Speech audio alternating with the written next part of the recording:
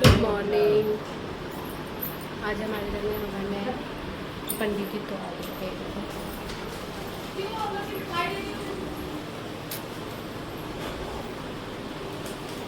आज हवन है, बता दिया ना तुम्हें। थोड़ा सा डाल दूँगा।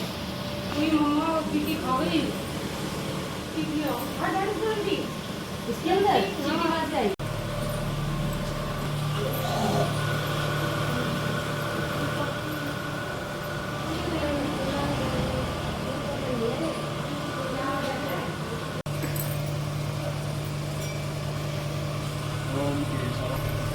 ओम माधवाय नमः। ओम रामभद्राय नमः। ओम श्रीकेशाय नमः।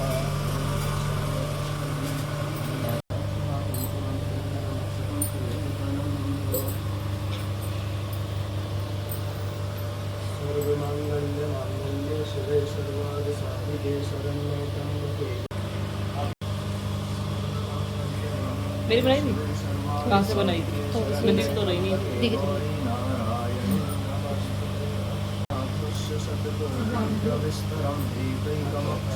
रख तो रखा है।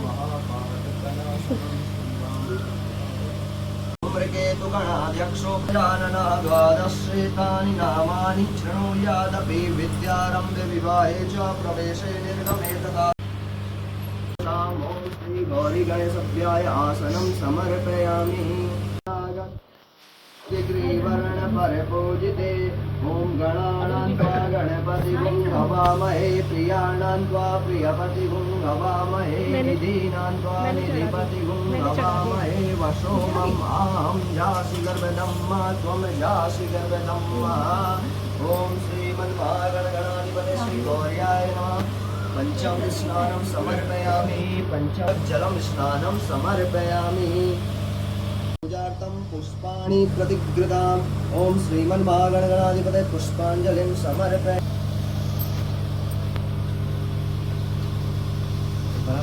अब चलो बोल भाभी। ओम कुमार गुरवे तुभ्यं नमस्ते तो कुमार गुरवे तुभ्यं नमः। ओम चतुर्थीश नमस्ते। ब्राह्मणं केवलं समर्पयामि। आचमनीं जलं समर्पयामि। एक जल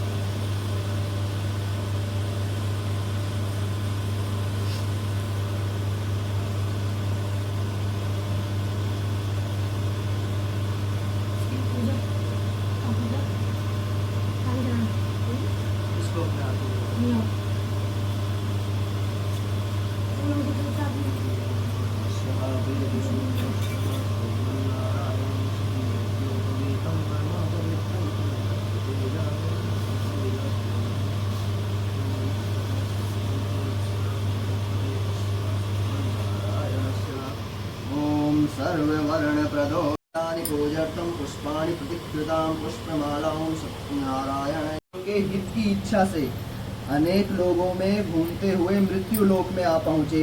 यहाँ अनेक योनियों में जन्म हुए प्रायः सभी मनुष्य को अपने कर्मों के अनुसार अनेकों दुखों से पीड़ित देखकर सोचा।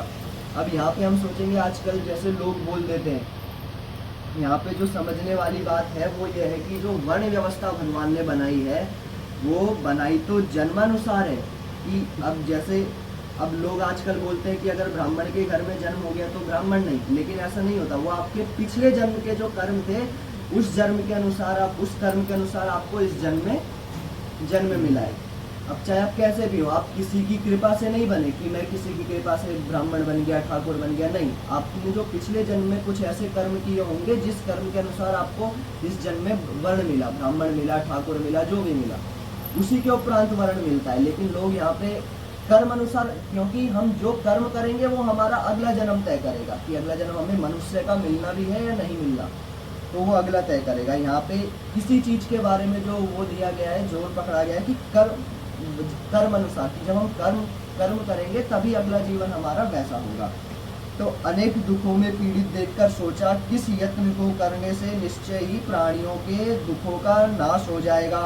ऐसा मन में सोचकर भगवान नारद जी विष्णु लोक चले गए।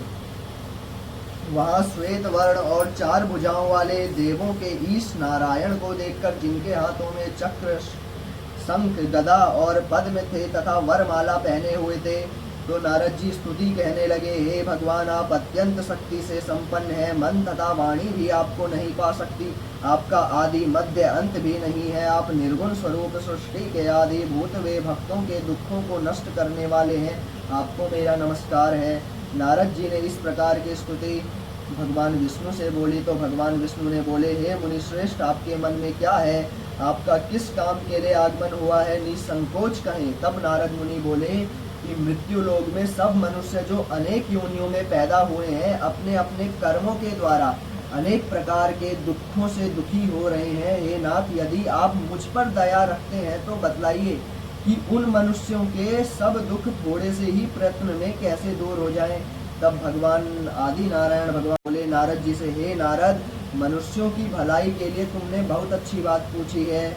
जिस काम को करने से मनुष्य मोह से छूट जाता है, वह मैं कहता हूँ सुनो। बहुत पुण्य देने वाला स्वर्ग तथा मृत्यु लोक दोनों में दुर्लभ है। एक उत्तम व्रत है। आज मैं प्रेम वश होकर तुमसे कहता हूँ, श्री सत्यनारायण भगवान का यह व्रत अच्छी तरह विधि पूर्वक करके मनुष्य धरती पर आयुर्पंत सुख भोग कर मरने पर मोक्ष को प्राप्त होता है। श्री भगवान के वचन सुनकर नारद मुनि बोले, हे भगवान, उस व्रत का फल क्या है? क्या विधान है और किस तरह से ये व्रत किया जाए और किस दिन ये व्रत करना चाहिए? विस्तार से कहिए। तब भगवान आदि नारायण विष्णु बोले, हे नारद, दुख, शोक आदि को दूर करने वाला, धन धान्य को बढ़ाने वाला, सौभाग्य तथा संतान को देने वाला यह व्रत सब स्थानों पर विजय करने वाला है।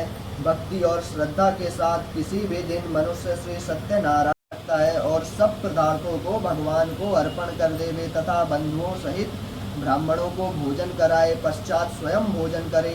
रात्रि में नृत्य गीत आदि का आयोजन कर सत्यनारायण भगवान का स्मरण करते हुए समय व्यतीत करे। इस तरह व्रत आदि करने पर मनुष्यों की इच्छा निश्चित पूरी होती है।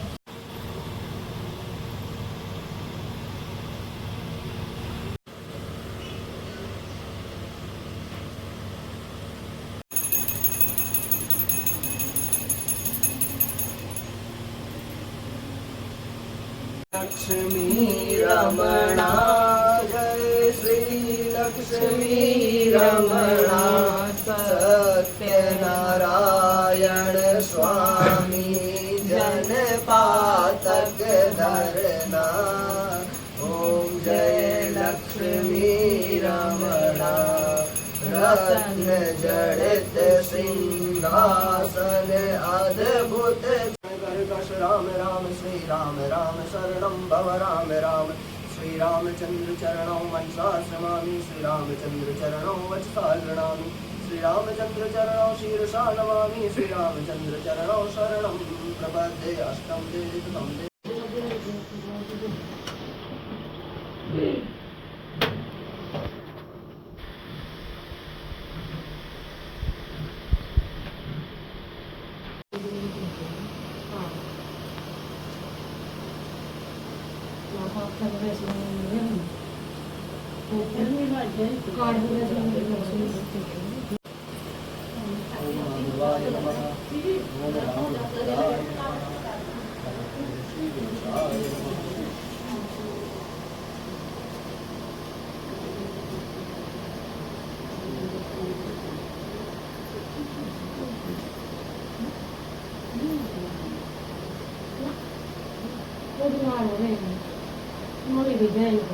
अपने मन में 3 बार गायत्री का जप करेंगे।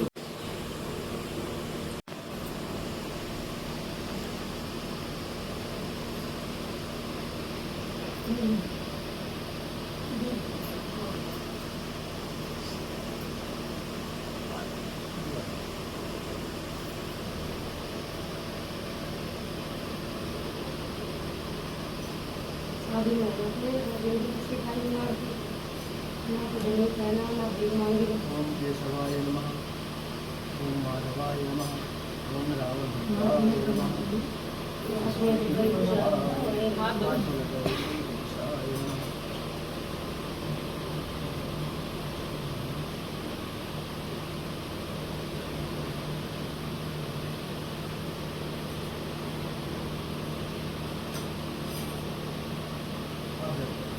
ओम माधवाय नमः। ओम रावभद्राय नमः। तीन बार मनसा गायत्री करें।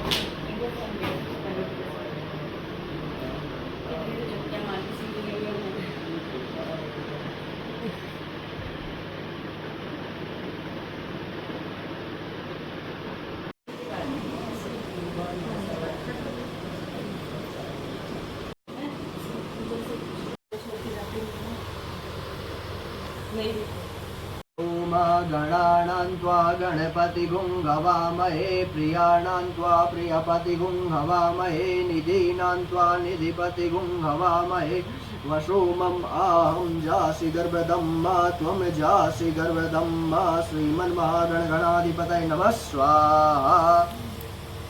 श्रीमन्महागणगणाधिपतये थोड़ी ज़्यादा श्रीमन्महागणगणाधिपतये नमः स्वाहा। श्रीमन्महागणगणाधिपतये नमः स्वाहा। श्रीमन्महागणगणाधिपतये नमः स्वाहा। श्रीमन्महागणगणाधिपतये नमः स्वाहा।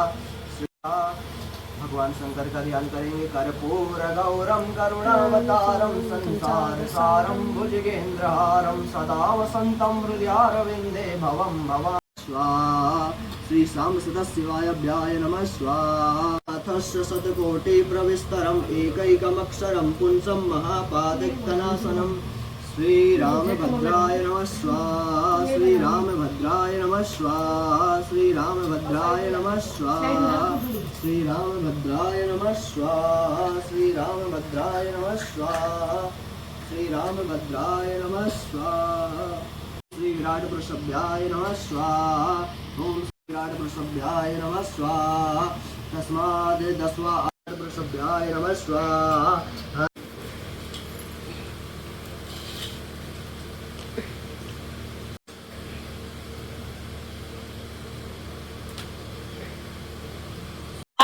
तुम मेरे शरण गहूँ मैं किसी। गाइस हवन खत्म हो गया है। अब मिलते हैं हम नेक्स्ट वीडियो में। तो लाइक करें, कमेंट करें और सब्सक्राइब करें। Bye bye.